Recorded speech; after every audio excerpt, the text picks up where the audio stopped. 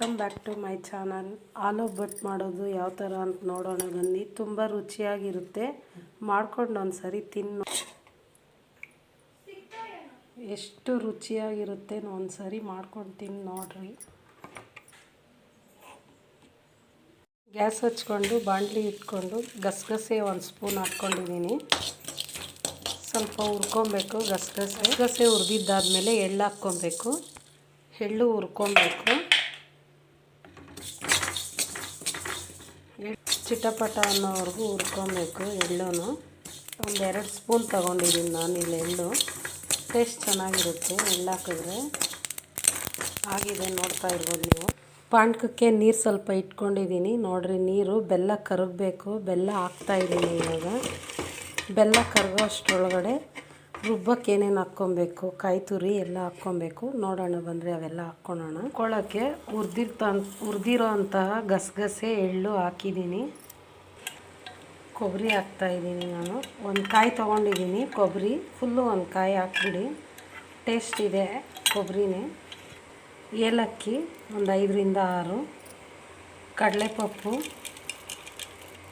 ಪಾನಕ ಮಂದ ಬರೋದಕ್ಕೆ ಕಡಲೆಪಪ್ಪು ಒಂದು ಹಿಡಿ ಹಾಕಿದ್ದೀನಿ ನಾನು. ಕಡಲೆ ಬೀಜ ಹಾಕ್ತಾಯಿದ್ದೀನಿ ನಾನಿಲ್ಲಿ. ಟೇಸ್ಟ್ ಚೆನ್ನಾಗಿರುತ್ತೆ. ಕಡಲೆ ಬೀಜ ಹಾಕಿದ್ರೆ ತುಂಬ ಟೇಸ್ಟ್ ಬರುತ್ತೆ.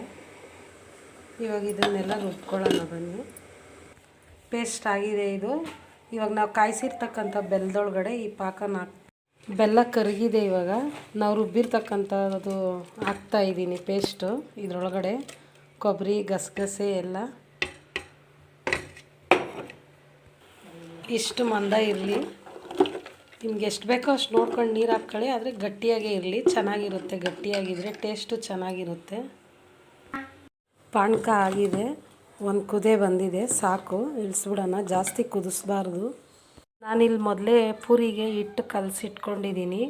ಸೋಡಾ ಸ್ವಲ್ಪ ಹಾಕ್ಕೊಂಡು ಉಪ್ಪು ಮಾತ್ರ ಹಾಕ್ಬೇಡ್ದು, ಸ್ವೀಟ್ ಅಲ್ವಾ, ಅದಕ್ಕೆ ಉಪ್ಪು ಹಾಕಲ್ಲ. ಪೂರಿ ಅದಕ್ಕೆ ಕಲಸಿಟ್ಕೊಂಡಿದ್ದೀನಿ.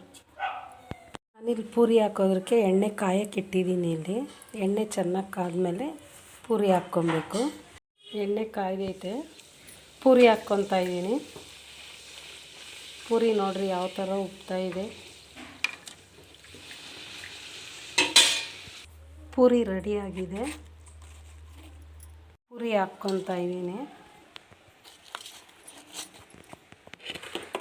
ಅದರ ಮೇಲೆ ಈ ಹಾಲು ಹಾಕ್ಕೊಬೇಕು, ನೆನೆಸ್ಕೊಬೇಕು ಚೆನ್ನಾಗಿ. ಇದು ಚೆನ್ನಾಗಿ ನೆಂದ್ರೇ ಚೆನ್ನಾಗಿರೋದು, ಟೇಸ್ಟ್ ಇರೋದು. ಹಾಲು ಹಾಕ್ಕೊತಾ ಇದ್ದೀನಿ, ನೋಡ್ತಾ ಇರ್ಬೋದು ನೀವು. ಬಿಸಿ ಬಿಸಿ ಹಾಲು.